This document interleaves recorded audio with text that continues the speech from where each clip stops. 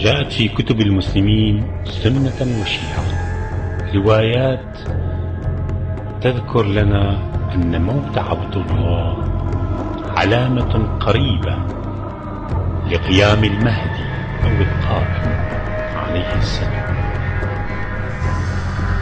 في كتاب 250 علامة، العلامة رقم 88 بعنوان حكم الحجاز، يروي عن مسند أحمد عن النبي صلى الله عليه وآله وسلم يقول: يحكم الحجاز رجل اسمه على اسم حيوان، إذا رأيته حسبت في عينيه الحول من البعيد، وإذا اقتربت منه لا ترى في عينيه شيئا.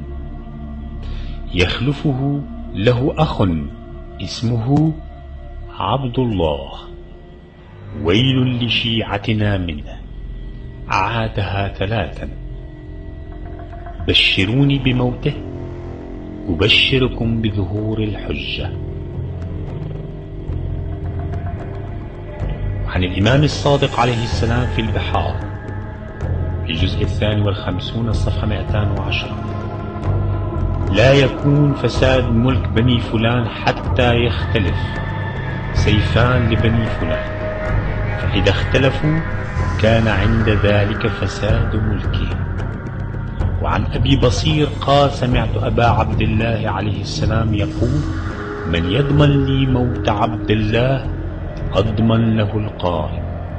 ثم قال: إذا مات عبد الله لم يجتمع الناس بعده على أحد، ولم يتناهى هذا الأمر دون صاحبكم إن شاء الله، ويذهب ملك السنين ويصير ملك الشهور والأيام. فقلت: يطول ذلك؟ قال: كلا.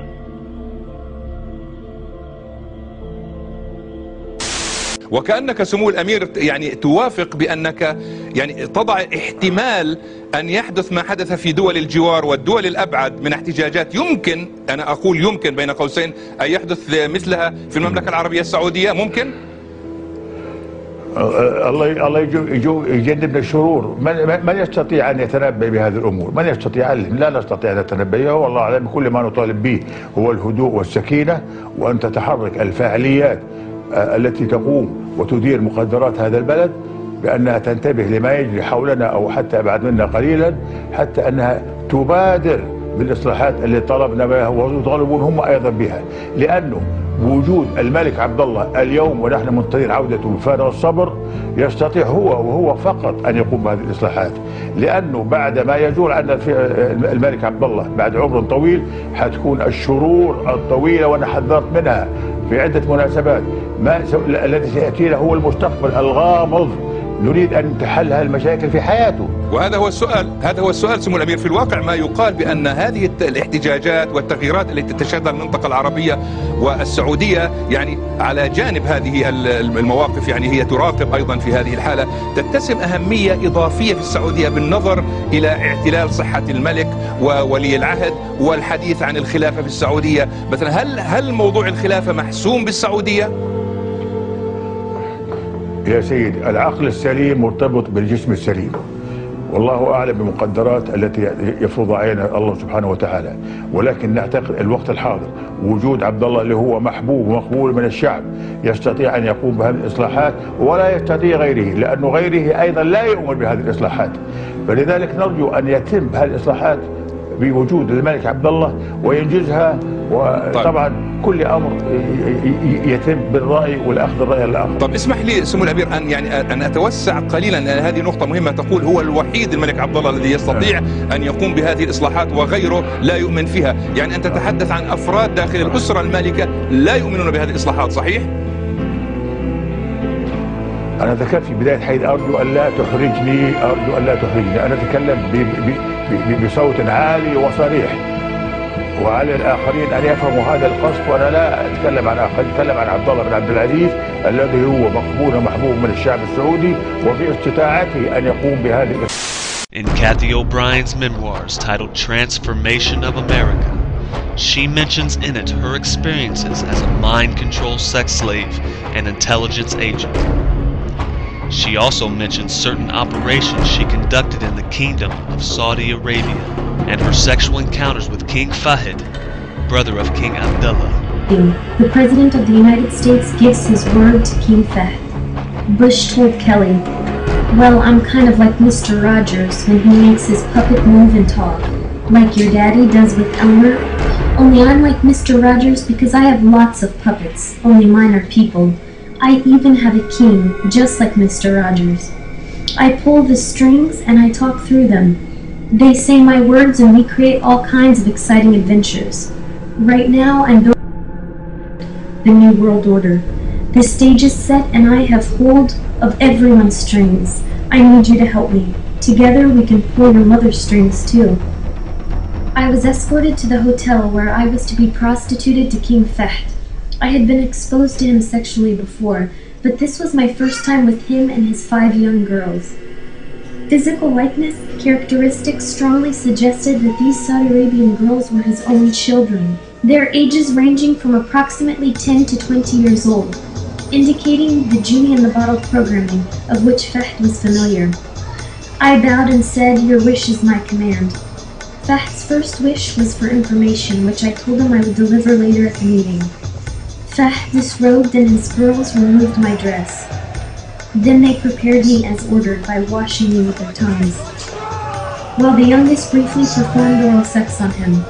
The girls were ordered aside while I proceeded to sexually gratify Fahd according to his instruction and those I had received earlier from Cheney and Bush. When I finished doing my part in the name of diplomatic relations, Habib was at the door to escort me out. I was to meet with Fahd again at 3 a.m. in Habib's suite. At last, he took me on to the meeting in Habib's room, where Bush, Cheney, Fahd, and Habib were in the midst of discussion. Bush accessed the messages and bank transaction details I was programmed with in Shasta, and ordered me to relay an account of my meeting with De La Madrid and subsequent opening of the Juarez border. The complexities of this meeting, compounded by my being privy only to certain parts, should not be documented here out of context. I do know that Bush was setting the stage for implementing the New World Order, using Mexico and Saudi Arabia's roles for cover and for further expansion of U.S.-covered criminal activity. This included the arming of Iraq with weapons and chemical warfare capabilities. The message Reagan had me programmed with earlier that day was further evidence of this. I delivered Reagan's message to King Fahd as ordered.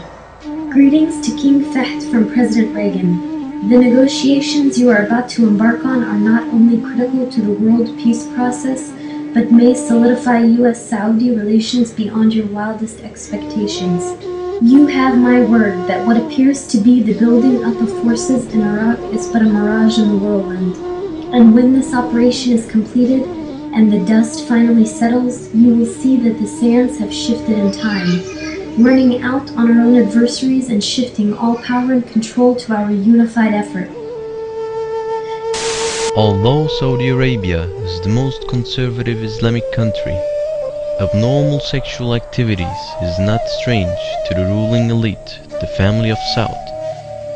We have the lead investigator here, and I just want to ask you quickly, what was one of the key components of this was the nature of the relationship between the two men. Can you tell us, what did you find from your evidence in the investigation? Well, we've never had a truthful account of the nature of the relationship from anyone.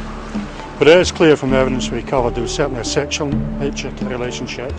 And also, the best evidence of the relationship is the CCTV from the lift, which shows the defendant beating Bandar severely on at least 2 occasions in a public place.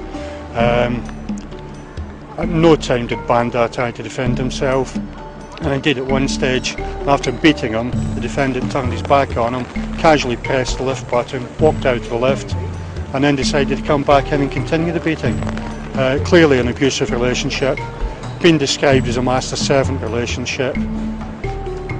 I don't think we'll ever know the truth of it. Thank you very much for that. Well, as you can see, clearly a complicated relationship, one that was characterized by repeated physical abuse. One prosecution witness describing it as Bandar Abdelaziz treated like a slave by the Saudi prince. Clearly the jury agreed with all that. Took them only an hour and a half to deliver the verdict of guilty of murder. The defendant in this case, how does he figure in the Saudi royal family? Is he really a prince? He is a prince. We understand he is the nephew of the king, and so he is in the royal family. However, he had been traveling outside of Saudi Arabia for some time and had made repeated visits to London. Allowing the women to drive? المرأة هي أمي، هي أختي، هي بنتي، هي زوجتي. أنا مخلوق من المرأة، والمرأة مخلوقة من يعني الرجل. يعني عند الآن في يعني البادية الناس يعني يسوقون، لأن العادة رجالهم راحوا للشغل في يعني المدن، أصبحوا ما في عند حلالهم إلا النساء.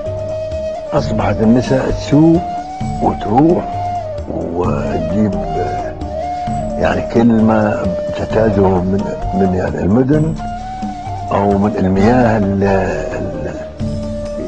يعني لا فيه، لكن المدن ما صار فيها شيء.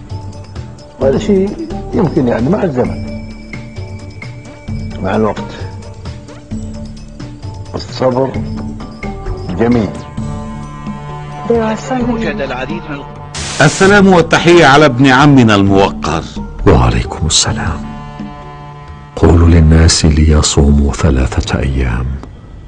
وفي كتاب الممهدون للمهدي عن الإمام الباقر عليه السلام: يموت سفيه من آل فلان يكون سبب موته أن ينكح خصيا فيقوم فيذبحه ويكتم موته 40 يوما، فإذا سارت الركبان في طلب الخصي لم يرجع أول من يخرج حتى يذهب ملكهم. الوصف المذكور في الروايات أليس وصفا يشبه فهد ملك السعودية؟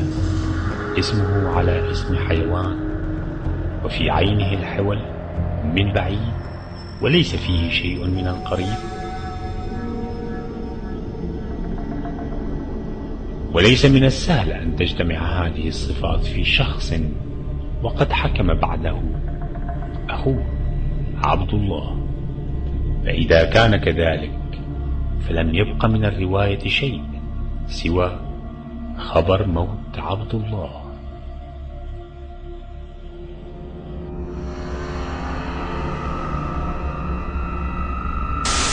Classified US State Department document published by WikiLeaks earlier this week revealed the Saudi Arabia's King Abdullah was using Viagra pills at the age of 92. The document was a cable sent from the American Embassy in Riyadh in 2008 and stated the king was apparently 10 years older than previously assumed. The cable was based on information by a Western medical source who was in contact with the Saudi royal family and treated one of his 4 wives and received the king's medical file by mistake. The cable said the king was born in 1916 and was 92 at the time, was a heavy smoker, received regular hormone shots and was using Viagra.